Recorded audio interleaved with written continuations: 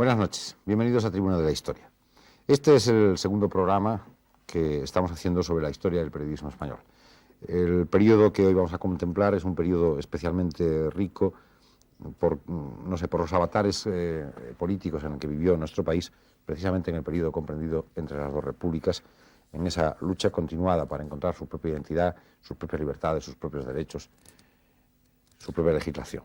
En ese momento, en ese periodo dilatado, la prensa jugó, como no, un importantísimo papel, que es el que hoy quisiéramos de alguna manera repasar, quisiéramos de alguna manera aportar algunas pinceladas nuevas a nuestros invitados y contando con su valiosísima participación y su valiosísima ayuda.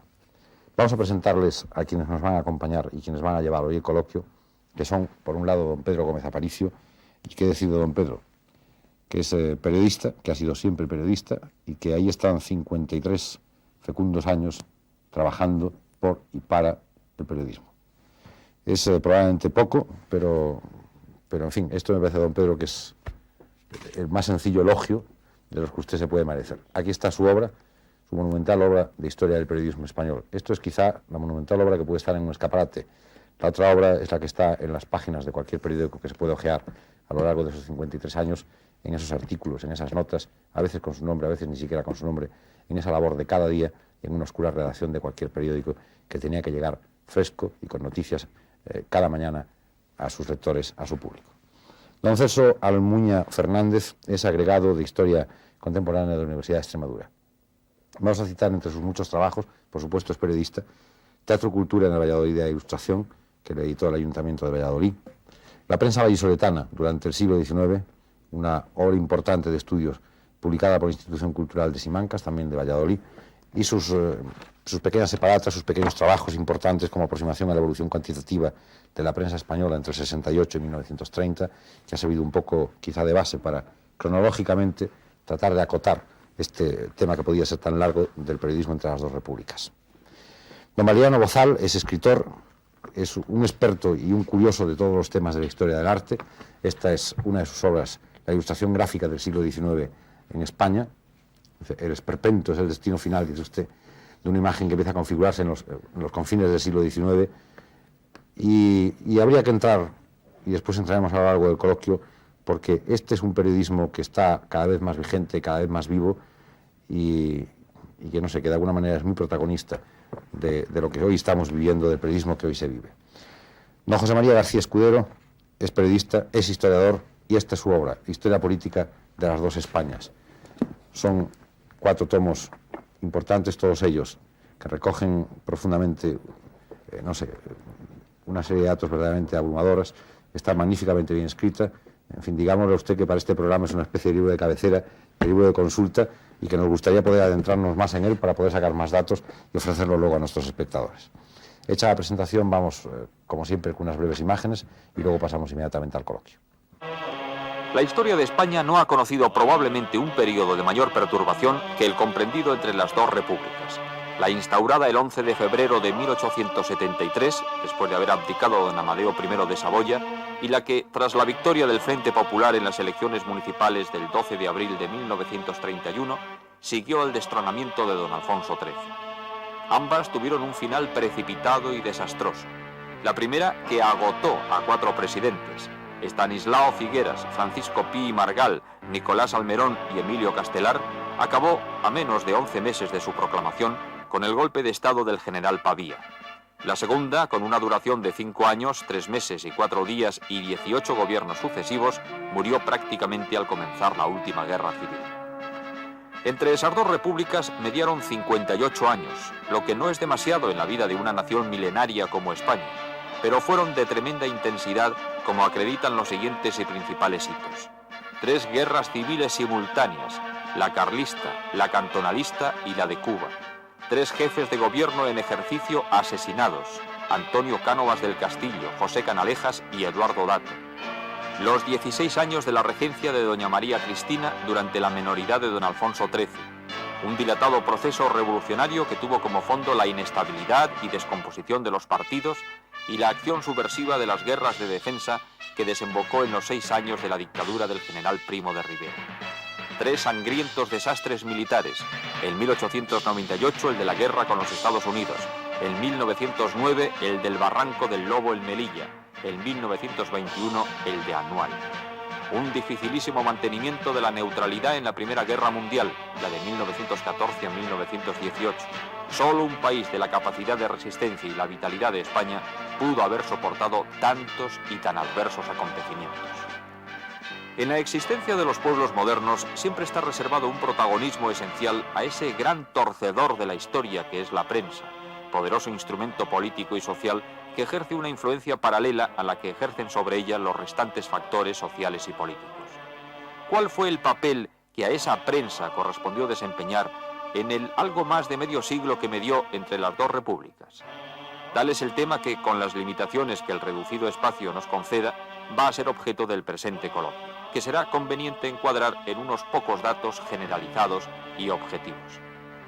Hay, en primer lugar, fruto de la comparecencia de las muchas ideologías y actitudes políticas en pugna, una abrumadora floración de periódicos, de manera que ni una sola relevante personalidad careció de su correspondiente órgano de expresión. Al iniciarse en noviembre de 1885 la regencia de doña María Cristina, y para una población de 17 millones de habitantes, de los que más de la mitad eran analfabetos, había en publicación 309 diarios, de los que 41 se editaban en Madrid y 22 en Barcelona, y ello sin contar 455 semanarios. El periodismo antiguo, unipersonalista y francotirador empezaba a abrir sus puertas al de empresa y, por lo tanto, de una evolución hacia la solidez económica y publicitaria. Y aun cuando con retraso y lentamente, los procedimientos técnicos de la composición y la impresión eran objeto de una renovación profunda. En 1875, Eduardo Gasset y Artime dotó a El Imparcial de la primera rotativa conocida en España, y 5 años después, en 1880, el marqués de Riscal instaló la segunda en el periódico de su propiedad, El Día. A impulsos del creciente interés informativo y de la propagación de las comunicaciones telegráficas, se desarrolla la denominada prensa popular, que a finales del siglo alcanza ya, para algunos periódicos, tiradas de 50 y hasta 60.000 ejemplares, y no mucho después, con el ABC de Luca de Tena y el Gráfico de Gasset y Artime, surge el revolucionario periodismo rotativo gráfico, al que ya han precedido los prodigios de estampación de las grandes revistas ilustradas, como La Ilustración Española y Americana, de Abelardo de Carlos, El Blanco y Negro, de Torcuato Luca de Tena, El Mundo Gráfico y la Esfera, de Francisco Verdugo Landi y Mariano Zavala. La profesionalización del periodismo, sometida hasta entonces a los más contrapuestos obstáculos, se va sedimentando, y en 1895 es fundada en Madrid la primera Asociación Española de la Prensa. Aunque con resultados a la larga contraproducentes y funestos, en 1906 tiene su nacimiento una de las más antiguas y poderosas cadenas periódicas del mundo, la Sociedad Editorial de España, llamada popularmente el Trust, en la que llegaron a alinearse nada menos que 9 importantes diarios: El Imparcial, El Liberal, Heraldo de Madrid, los 4 Liberales de Barcelona, Bilbao, Sevilla y Murcia, El Defensor de Granada y El Noroeste de Gijón. Y como coronación de la transformación vital a que venía siendo sometido desde principios del siglo el periodismo español, 4 grandes diarios de todavía insuperada altura jalonan la irrupción de la prensa de opinión. La Vanguardia de Barcelona, del Conde Godó; en 1905, ABC de Torcuato Luca de Tena; en 1911, El Debate de Ángel Herrera Oria; y en 1917, El Sol de Nicolás María de Urgoiti. No es posible reducir a una síntesis siquiera elemental la influencia, no siempre positiva desde luego, como ocurriera con sus campañas intervencionistas de 1908 en la guerra con los Estados Unidos, que ha ejercido y ejerce ese cuarto poder efectivo que es la prensa. Baste para formar un juicio con ese simple dato: un solo artículo, el que se tituló ¿Pueden ser monárquicos los liberales?, fue más que suficiente para derribar al gobierno que durante 3 años, desde 1907 a 1909, presidiera don Antonio Maura. En el periodo comprendido entre las dos repúblicas, don Pedro Gómez Aparicio, ¿hay algo que fuera un factor determinante común y que pudiera de alguna manera, no sé, regir la prensa o regir los destinos de la prensa? ¿Hay algo afín a todo ese periodo? Hay muchas cosas. En primer lugar, el desarrollo extraordinario de la prensa en España, hasta el extremo de que hay un momento en que con una población de 15 millones de habitantes o 16 millones de habitantes, España tenía cerca de 400 diarios. Hubo un momento en Madrid en que había nada menos que 41 periódicos diarios. Hay naturalmente la transformación de una prensa todavía un poco francotiradora y un poco individualizada de la primera mitad del siglo XIX, que se va transformando en la gran empresa periodística con gran proyección desde el punto de vista publicitario y desde el punto de vista técnico. Hay la aparición de las fenomenales revistas del siglo XIX, que dejaron una huella muy importante para recibida heredada por el siglo XX. Y hay una profusión extraordinaria de leyes de prensa, porque naturalmente cada ministro y cada gobierno que venía traía sus ideas propias sobre la legislación de prensa, que además aplicaba. Profesor Almuña, iniciemos, si le parece a usted, ese periodo cronológico de la prensa entre las dos repúblicas con la gloriosa. ¿Qué ocurre? Bien, yo, completando un poco lo que ha dicho don Pedro, tengo aquí un dato, posiblemente sea curioso, que en el año 1913 la relación de número de periódicos población española, según mis cálculos, España ocupa el 14º puesto mundial, un periódico por cada 10.000 y pico habitantes. Y España, en el año 1887, es decir, aproximadamente unas 2 décadas anteriormente, tenía uno por cada 15.000 habitantes, es decir, que se ha progresado bastante desde el año 87 al año 1913. En ese momento, en el año 1913, Dinamarca va en cabeza con un periódico por 1.170 habitantes, Inglaterra tiene un periódico por por cada 8.000 habitantes. Es decir, que España está en un puesto muy próximo a Inglaterra, lo cual yo creo que es, cuanto a número de periódicos, otra cuestión sería ya las tiradas, que es un problema distinto. Bueno, bien, en cuanto a la pregunta concreta, ¿qué pasa en ese sexenio revolucionario? Yo pienso que pasan 3 grandes cosas desde mi punto de vista. Lo primero es una gran fragmentación de la prensa anterior, de la prensa de la etapa isabelina. Yo sostengo que esta fragmentación no es buena para la prensa desde un punto de vista empresarial.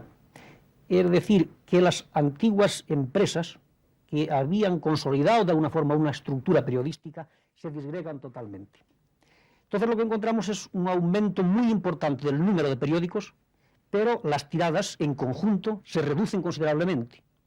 Yo pienso que este es el primer aspecto importante. Cuando se habla de florecimiento de la prensa en el sexenio revolucionario, creo que habría que distinguir en cuanto a número de periódicos y también en cuanto a número de posibilidades de abarcar el campo político. Evidentemente hay un gran progreso, pero no desde un punto de vista de la tirada global. Ese es el primer punto que yo creo que se puede resaltar.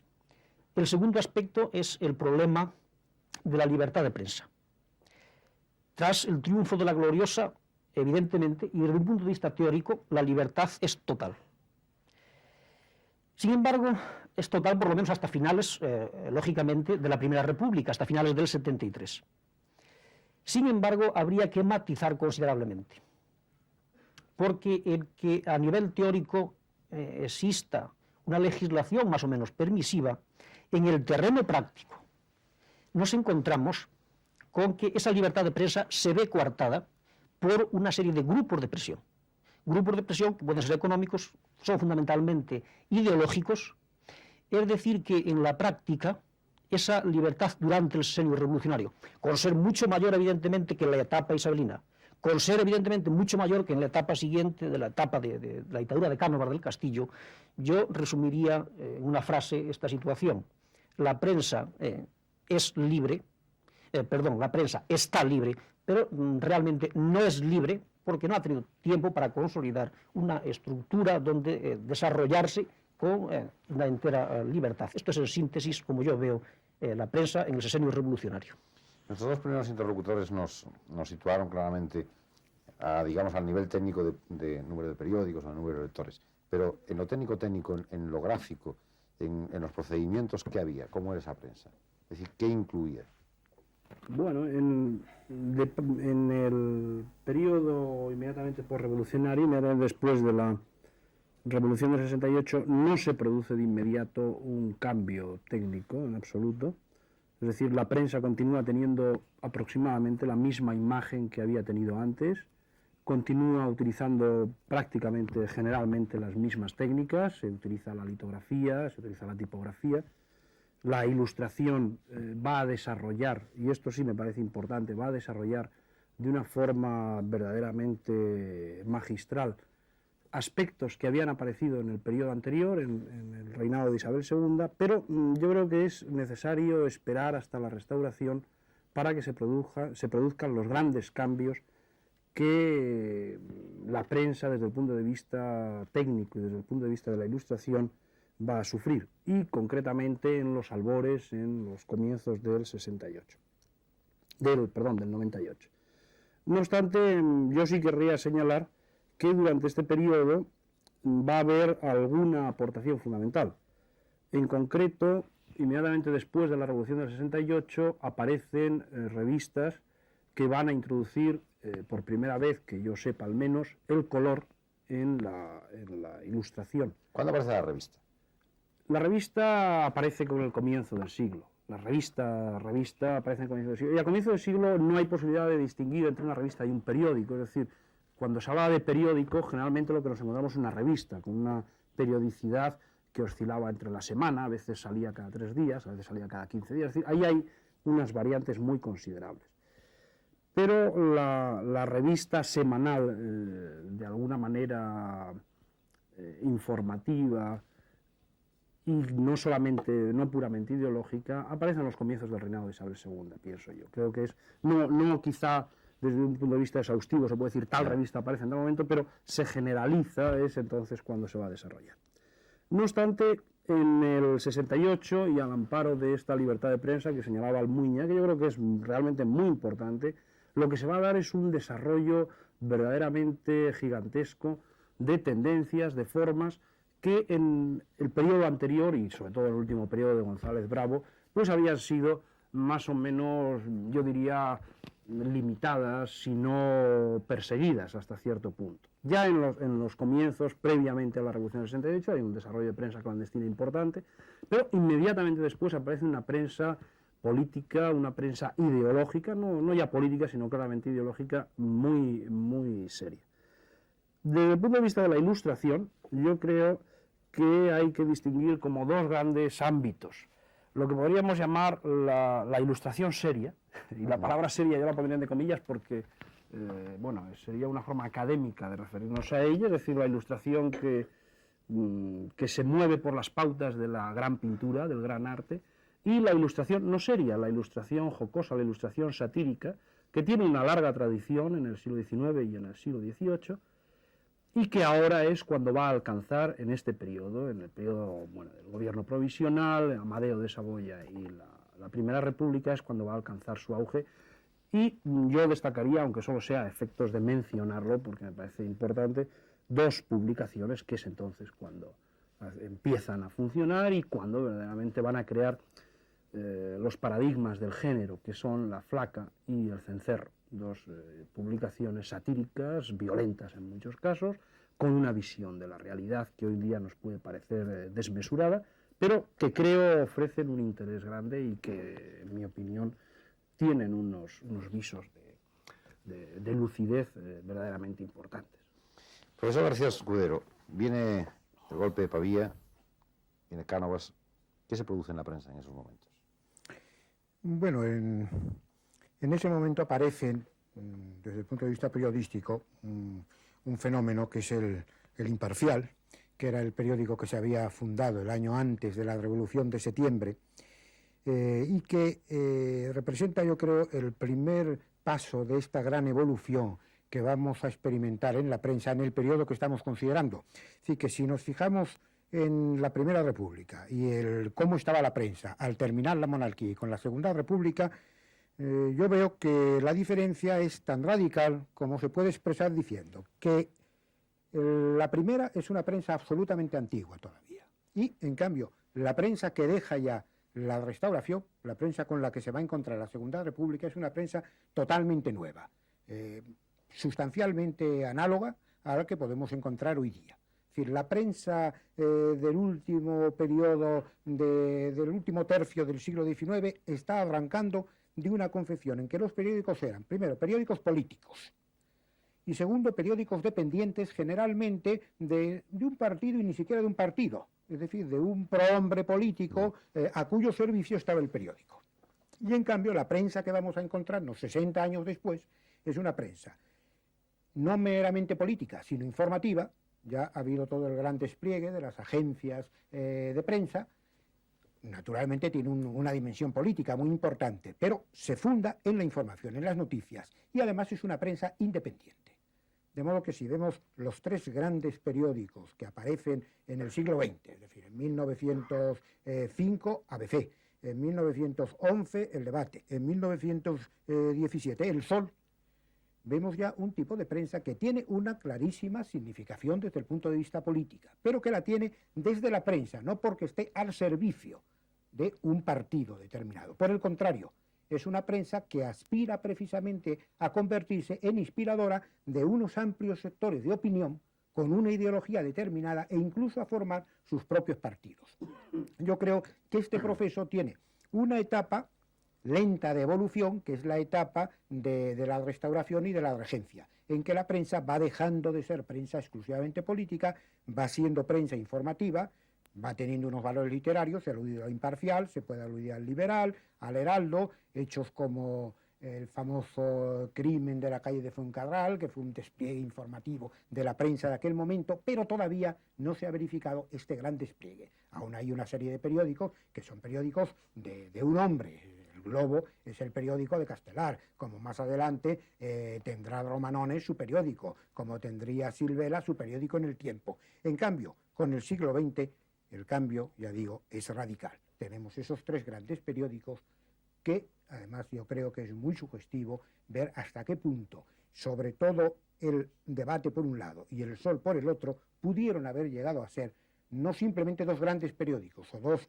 órganos de amplios sectores de opinión, sino incluso los dos extremos del polo sobre el que hubiera podido girar toda la vida política de España, cambiando radicalmente lo que a partir de la dictadura de Primo de Rivera pues fue no una convivencia civilizada, sino un alternar de situaciones extremas. En fin, esto, sí, si hay tiempo, ya se tratará más adelante.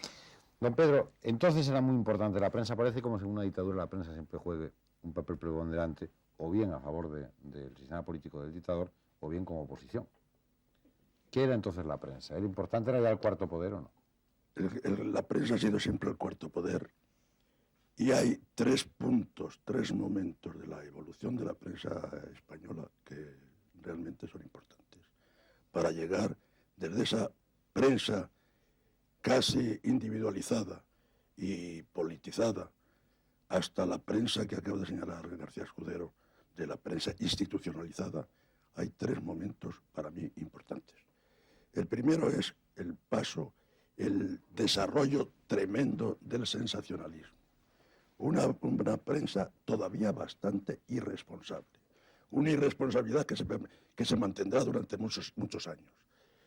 Es el crimen de la calle de Fuencarral. Es la oposición a Alemania y casi el momento de llevarnos a una guerra contra Alemania a propósito del desembarco en la isla de Yap. El segundo momento es el 98. No se puede concebir una actitud más irresponsable, por un lado de unos poderes públicos que al fin y al cabo transmitían como correa de transmisión su irresponsabilidad a la prensa, y luego la actitud de la prensa que nos llevaron a un desastre que pudo ser en gran parte evitado. Por ejemplo, una de las cosas es que esta prensa puso en ridículo la actitud mediadora del Papa León XIII para ver si se llegaba a un acuerdo. La tercera es el TROS, una de las páginas más lamentables y más vergonzosas de la historia de España, no de la solamente de la historia de la prensa española, sino de la historia de España, es la actitud del TROS. Fue un una fuerza poderosísima donde estaban integrados nada menos que 9 diarios importantes. El Liberal, el Imparcial, el Heraldo de Madrid, los 4 liberales de provincias, el Defensor de Granada y el noroeste de Gijón. Una fuerza impresionante que no fue aprovechada en un sentido constructivo y positivo, sino en un sentido demoledor. Ahí está, por ejemplo, todo el proceso del ferrerismo, que es una de las historias, una de las etapas, para mí, más lamentables de todo el siglo XIX, de todo el siglo XX. Profesor Muñoz. Sí, yo, en cuanto al primer punto de la irresponsabilidad ante el 98, yo pienso que en buena medida hubo irresponsabilidad, en algunos casos por falta de información, pienso yo. Pero para mí hay algo más importante, y es por motivos económicos. Es decir, las innovaciones tecnológicas, que como usted bien sabe, se llevan a cabo desde fines del siglo XIX, con la introducción, y Bozal lo ha estudiado, todas estas grandes innovaciones tecnológicas, evidentemente requieren una gran inversión. La construcción de edificios, los primeros edificios de, no sé, la época, por ejemplo, la correspondencia. Entonces, hay que forzar la producción y evidentemente hay que recurrir al sensacionalismo. Yo lo que dudo en cuanto al 98 es si no hubo tal irresponsabilidad. Es decir, si hubo en muchos casos un interés consciente y claro, de alguna forma para aumentar las tiradas, de inflar las noticias, es decir, si en gran medida la prensa española no cayó, en cierta forma, en una especie de amarillismo, lo mismo que la prensa norteamericana. Por eso hablo. Creo que podríamos completar entonces, irresponsabilidad es posible, pero me parece que hay más que irresponsabilidad. En cuanto a la sociedad editorial de España, el TROS, que agrupaba al Imparcial, el Heraldo de Madrid, que había sido el portavoz de Canalejas, y el Liberal, bueno, yo aquí discrepo de usted, porque para mí está claro que la gran novedad del siglo XX, después de la crisis del 98, es que evidentemente sigue existiendo prensa de partido, pero la novedad es que las ideologías saltan a la calle en el 20, que esa posibilidad de saltar a la calle la posibilita la prensa. Es decir, la prensa se convierte en un instrumento en el siglo XX importantísimo. A partir posiblemente del año 1906, cuando se crea el TROS, y gracias al acto de presencia con el Maurano, es decir, yo veo ahí claramente un enfrentamiento ideológico. Una prensa de derechas, una prensa de izquierdas. El TROS era un grupo de prensas más o menos de izquierdas, porque la verdad es que el Imparcial, por ejemplo, monárquico de toda la vida, tampoco podemos calificarlo de demasiado de izquierdas. Es decir, es la prensa de la burguesía de izquierdas que hace su acto de presencia, que se ha replicado inmediatamente en la etapa de Canalejas por un debate con la del anticlericalismo, etcétera, etcétera. O sea que, resumiendo, por lo tanto, yo pienso que la prensa del TROS es una prensa de la burguesía de izquierdas, moderada de izquierdas, y que juega un papel dinámico frente al debate, frente a la prensa de Luca de Tena, el ABC, menos el blanco y negro, es decir, que ya hay las dos Españas de alguna forma en la calle a través de la prensa. Por lo tanto, cada uno juega su papel y no creo yo que podamos decir que sea desacertado ni desafortunado. Es así la realidad. De la que se marcha Canalejas vendiendo el Heraldo al TROS cuando renuncia enteramente a la posesión de un órgano que estaba muy acreditado y era muy importante. Sí, se vendía mucho, efectivamente. ¿Cuál es su opinión, profesor? Bueno, mi opinión es que el esto de las dos Españas, muchas veces he dicho, no es lo malo que haya dos Españas, sino que nos entiendan. Es decir, dentro de cada una de esas Españas ha habido siempre elementos irreductibles a la otra y elementos moderados, elementos que han podido convivir. La desgracia es que a la larga siempre han acabado ganando los extremos. Pero en fin, concretamente, ha citado, por ejemplo, el caso del debate, el caso de la prensa del TROS. Claro, efectivamente hay una oposición si nos vamos a los extremos, pero justamente si nos fijamos en los dos periódicos más importantes de lo que podríamos decir la prensa de derechas y la prensa de izquierdas durante el reinado de Alfonso XIII, El Debate y El Sol, a mi juicio las analogías son mucho mayores que las diferencias. Es decir, inicialmente hay diferencias, pero sin embargo, vamos a fijarnos. Los dos periódicos están contra todo el mecanismo de la Restauración, que le parece un mecanismo, como de hecho estaba, totalmente gastado, desacreditado. Los dos periódicos se apoyan en unas masas, uno de derechas, otro de izquierdas, que son masas relativamente moderadas. Vamos, el tipo de lector del Sol es una burguesía intelectualizada de izquierdas que no tiene nada que ver con el público del liberal o de la libertad. Y desde luego el público del Debate no tiene nada que ver con el del siglo futuro. Que en fin, ya saben ustedes que se llamaba el siglo futuro no por denominación progre, sino pensando en el otro mundo, y que incluso estuvo a pique de titularse el siglo XIII, ¿verdad? Luego, tanto el Debate como el Sol tenían una actitud muy abierta hacia respectivas fuerzas que tenían a su derecha y a su izquierda, fuerzas eminentemente positivas. El Sol hacia el socialismo, el Debate hacia el regionalismo, todo lo que supone Cambó y La Lliga en ese momento. Los dos periódicos, en fin, tienen una tendencia a que esta ideología que representan se incoe en una especie de partido, que el Debate fue el gran partido católico que quiso fundar y que a última hora pudo ser de alguna manera el Partido Social Popular y que lo frustra la dictadura, y el Sol empezó siendo el Partido Reformista, y luego pues son todos los afanes de la Liga de Educación Política, de Ortega, en fin, y luego los dos tienen dos enormes figuras, que son por una parte Ángel Herrera y por otra parte Ortega. Claro, ¿cuál fue la fatalidad? Esto es lo tremendo de que estas dos fuerzas no se entendiesen, porque de hecho no se entendieron, y el Sol se dedicaba a pedir que hubiera un catolicismo abierto, y donde precisamente se estaba gestando ese catolicismo, no lo quiso ver. Y el Debate, por otra parte, tampoco entendió que el ambiente ya muy secularizado del país pues no permitía ciertas posturas excesivamente cerradas. Pero en fin, el hecho es que no se entendieron, como ya he dicho, que es más, perdón, para terminar, se entienden en la actitud ante un movimiento tan renovador como era el movimiento de las juntas de defensa en 1917. Se entienden en la actitud ante la dictadura, que los dos acogen la dictadura como una fuerza de renovación muy importante. Lo que pasa es que el Debate mantiene más una actitud que cada vez va siendo más condicionada, pero que nunca rompe con la dictadura. Y el Sol, ya al final de la dictadura, es cuando rompe estrepitosamente con ella, pero ya muy al final, ¿verdad? En fin, eran dos fuerzas llamadas a complementarse, no se complementaron. Bien, esa ha sido la tragedia de las dos Españas en nuestra historia, que está representada en estos dos periódicos, ¿no? Señor González. Yo, a la luz un poco de lo dicho, pienso que quizá el panorama ofrecido sea un panorama excesivamente monolítico. Yo no creo, pienso desde mi posición de no profesional de la prensa, ni de la historia de la prensa, sino de la historia en general, que no se puede hablar de la prensa de un modo tan global como se está haciendo. Es decir, durante la Restauración hay muchos tipos de prensa, hay diversos tipos de prensa. Hay una prensa, que es esta a la cual se ha aludido, hay la prensa satírica, hay la prensa de partido, hay la prensa nacionalista y regionalista.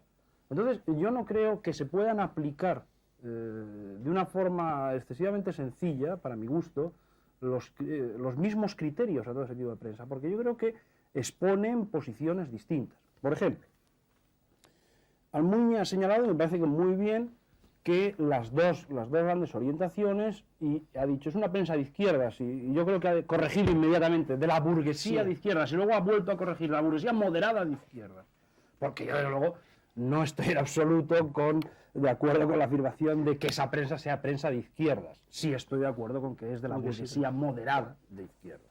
Es decir, yo creo que no se puede separar el fenómeno de la prensa del fenómeno de la restauración del caciquismo y antes y después del 98.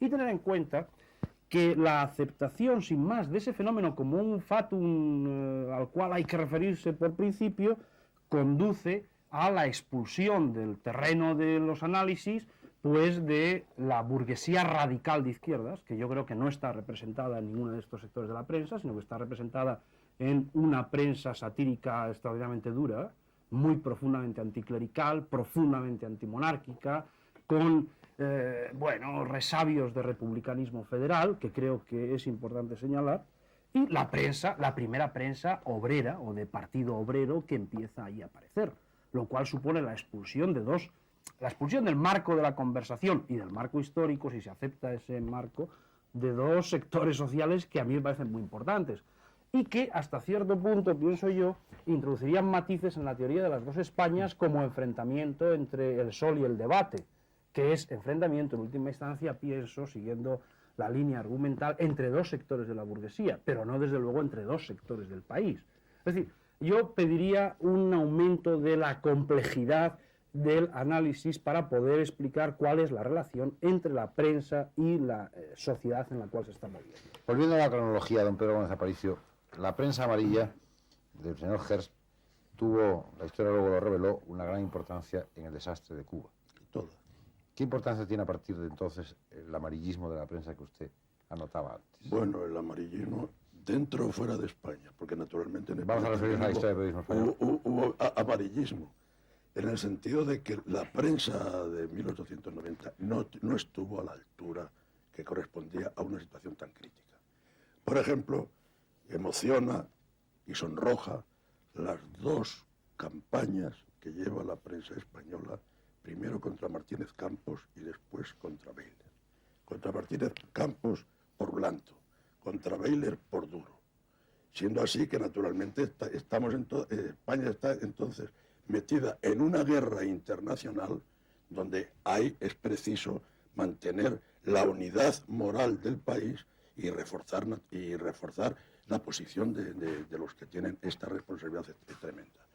Hay cosas inauditas, por ejemplo, cuando el almirante Cámara está preparando la escuadra para ir a socorrer a Filipinas, y hay periódicos, entre los cuales está un periódico tan definidamente importante como El Imparcial, que da pelos y señales de las unidades que componían la escuadra, y hasta que había algunas que no tenían todavía las dotaciones en condiciones de combatir, ni tenían el armamento completo. Claro que naturalmente la prensa entonces, que es una opinión que he tenido yo siempre, no es otra cosa que el reflejo de un país, de una situación política, de una sociedad.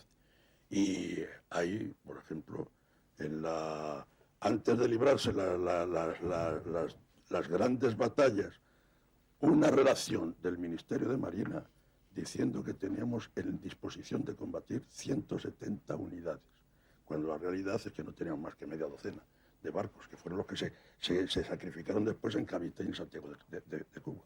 De manera que ahí hubo un amarillismo por parte de la prensa, pero en gran parte reflejo de otro amarillismo en el que estaban incursos elementos oficiales, incluido el Ministerio de Marina y el Ministerio de la Guerra. Pero Sí.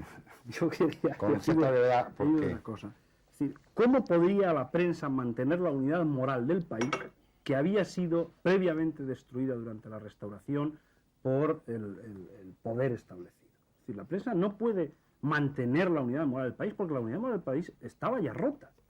Bueno, pero Y había sido claramente rota. ¿Qué va a mantener la prensa? ¿Pero rota por qué?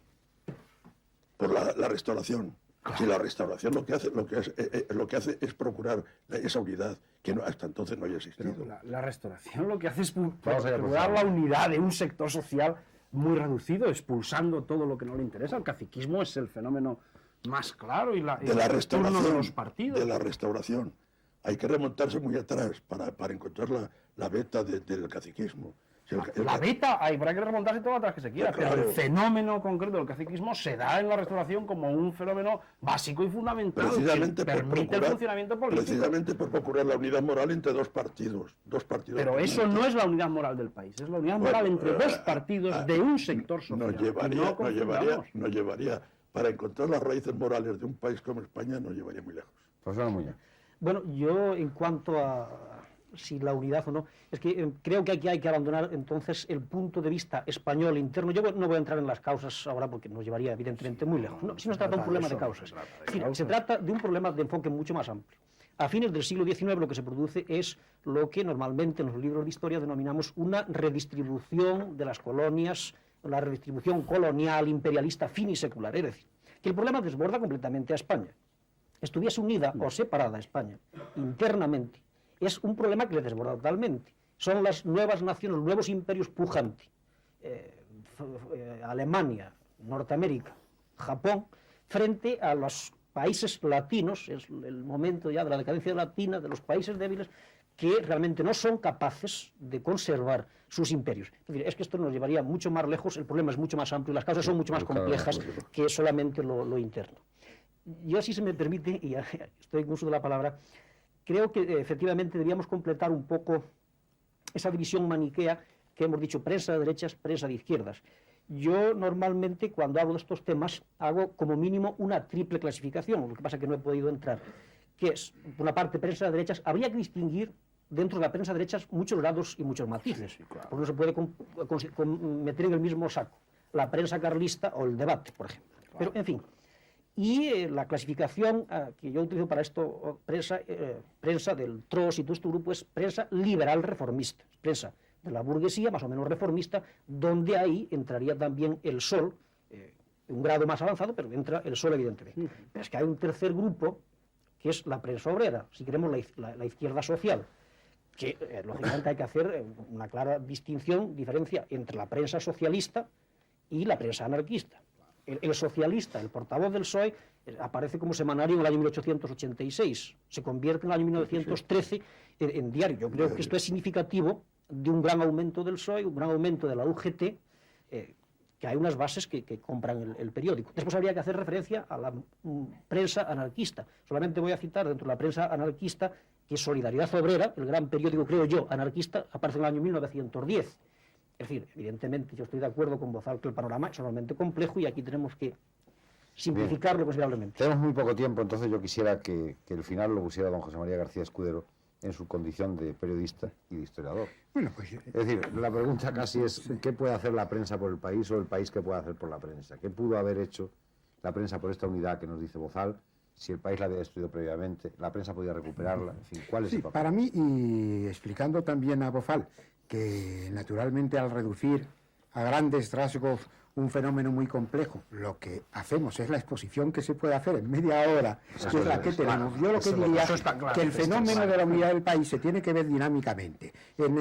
Al empezar la restauración, la unión de liberales y de conservadores agrupaba lo que políticamente era más significativo en aquel momento del país, porque eran las dos fuerzas que habían estado a lo largo del siglo XIX peleándose y matándose, ¿verdad? Ahora, el gran drama de la restauración es que a fines de siglo habían surgido unas fuerzas que eran ya más poderosas que esas fuerzas oficiales y que también sintetizando, por un lado eran los regionalismos y sobre todo el regionalismo catalán y por otro lado era el socialismo, porque el anarquismo no podía contar como una fuerza positiva porque no quería serlo.